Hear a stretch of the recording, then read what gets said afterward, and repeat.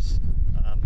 I say inside the organization all the time, and in our notes you've seen on social media, we can't miss opportunities to say thank you to our veterans and to their families who sacrifice so much for the freedoms that we share and enjoy every single day.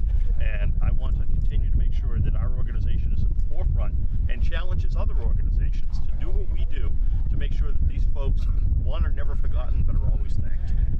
And just as a follow-up, you have many branches in many different areas. Correct. We cover the Seacoast region. Here in the Massachusetts area, we have Newbury, a couple in Newburyport, Amesbury, and Salisbury. And then as you cross over the border, we have them in Hampton, Exeter, Dover, and 2 in Portsmouth. We love our region. We want to expand beyond it in time, but we only want to do it when we can offer high-quality services, great products to our customers.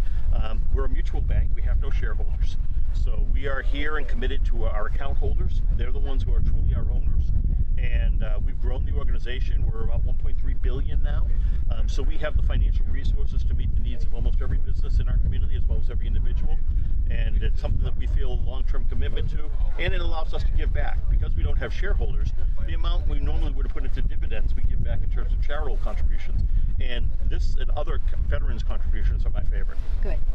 Thank you so much for your program, and thanks for coming. I appreciate it, Laurie. The ship off. Thank you. Okay. Introduce Sal. How do I follow that up? My God. This is Sal DeFranco, and he is the doer of this thing. That's right. Yeah. Talk about it. So a little over a year ago, I was lucky enough to meet Lloyd Hamm, who you had just spoken to, and we got to talking about kind of the lack of access to programs, to financial programs and banking programs for the veteran community. Eventually, that conversation progressed to a plan. Lloyd was kind of saw the writing on the wall and saw that there needed to be a bank within our community, within the Seacoast area, that service the veteran community. And so we put together a plan. He asked about be willing to come on board to implement it, and here we are. Right now, we're happy to say the program has launched. We have programs in our retail. Those are for individuals looking to open, veterans looking to open a checking account, maybe a veteran business owner looking to open a veteran business checking account. We have products in residential, so if you're a veteran looking for a home loan, we can help you there. If you're a veteran looking for a business loan, we can help you there. You know, what I'm most proud of this program is that this isn't a gimmick. This is a bank-wide program that's spanning all the different departments. And so I'm really just proud and excited about everybody who is involved. I can't say enough about Newburyport Bank and just the passion behind this program and the desire to help our veteran community and to help those veterans who, you know, they might not know what's the next step for them if they're starting a new business or they're buying their first home. And we're here to support that community. We're here to support our veterans. We're here to, you know, be their business partner, be their partner buying their home. We're just here for them. Good. And welcome to Newburyport. The Battlegrounds Coffee is here and going great guns. That's right. Thank you. We love having you here. Oh, thank you. We love being here. What a great community. Okay, great. Thanks. Hi, Laura. How you doing? I'm doing fine. This is Charlie Tantar. He is a at-large.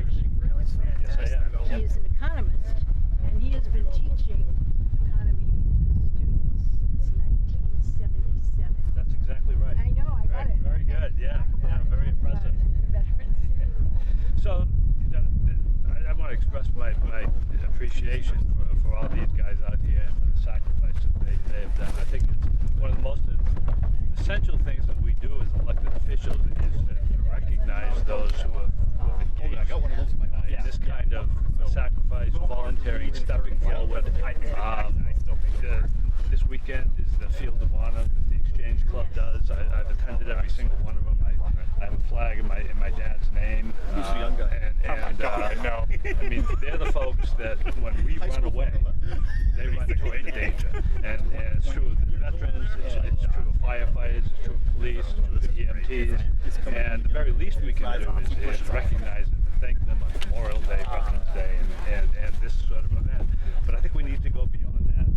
I've sponsored a number of measures, such as that red flag that we have, a red parking space that we have. Yes, for the city hall. Because until it was painted red, you know, lots reserved just for veterans. It's a small gesture.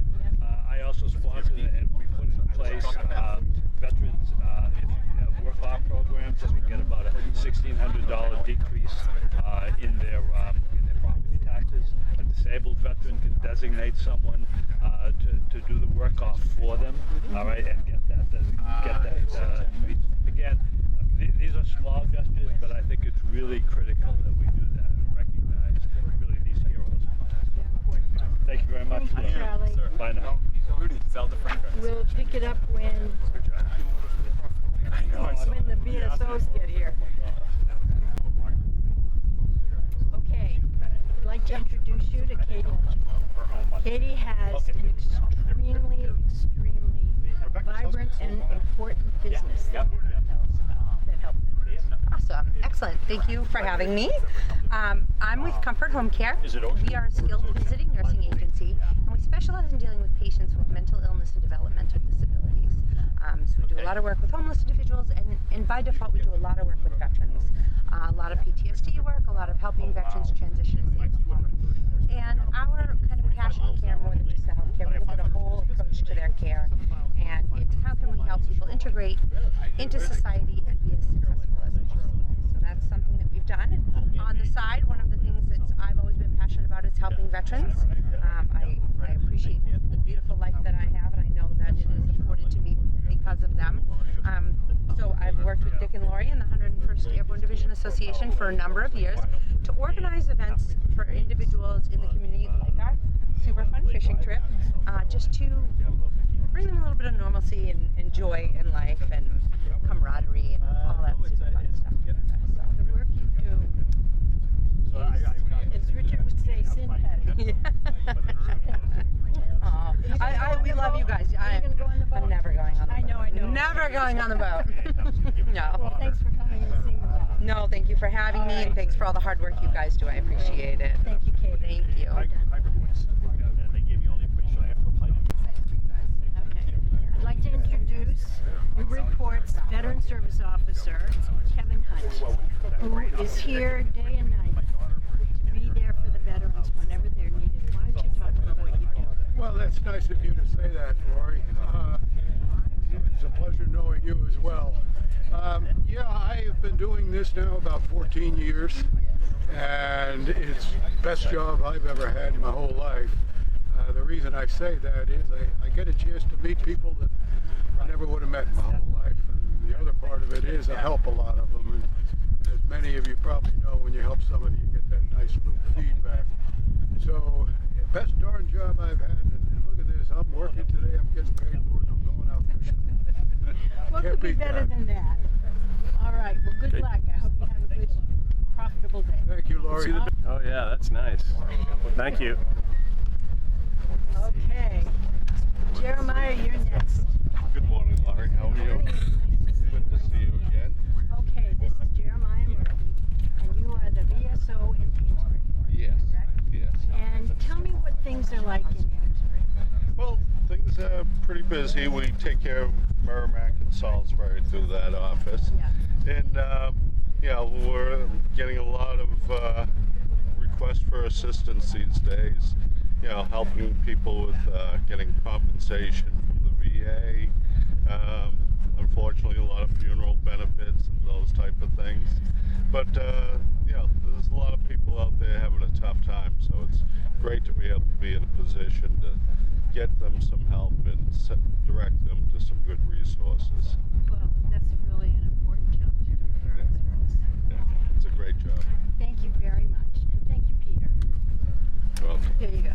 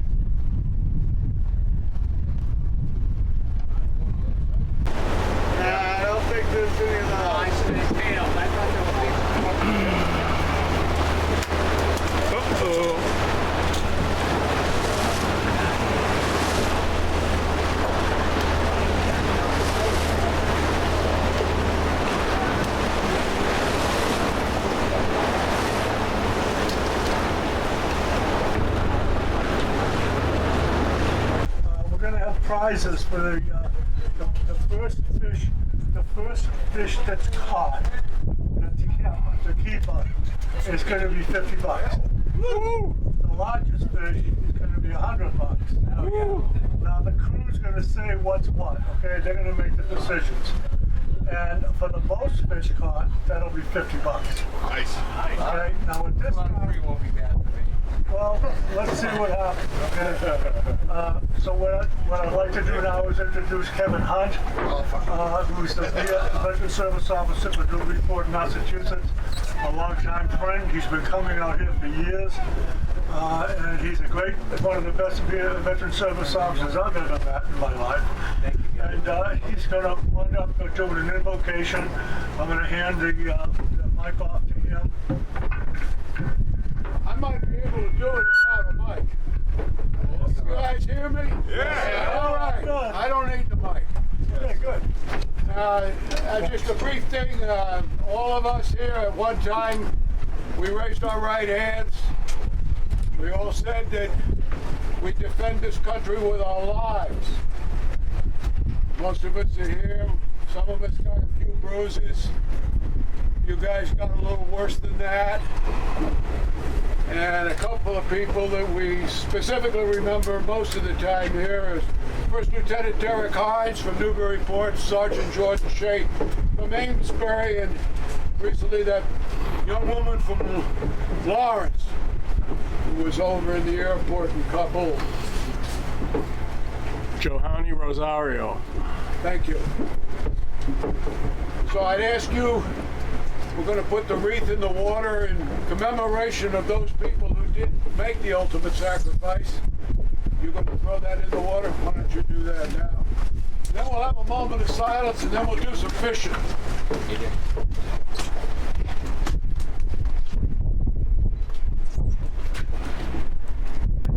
I forgot to introduce Sal to front.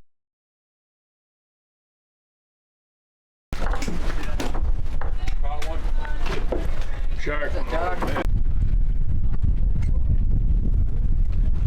Sharks. Shark.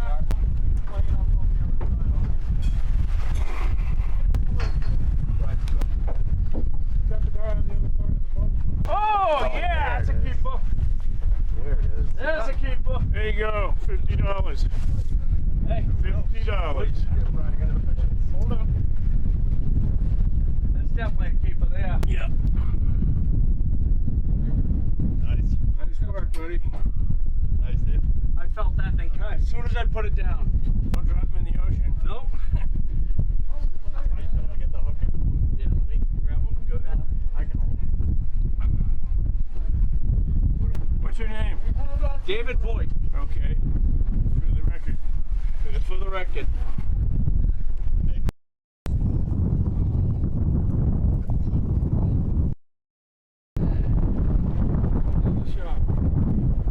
Three sharks in a row.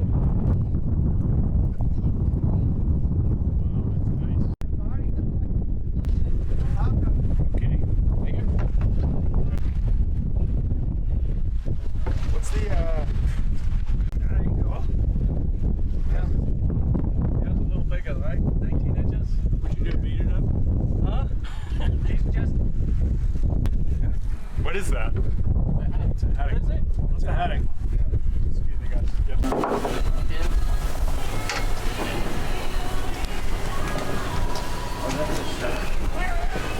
This is a haddock here, then. I don't know if it's a keeper, but it's How big is it? Nice size. Go look like there you go. he's going home.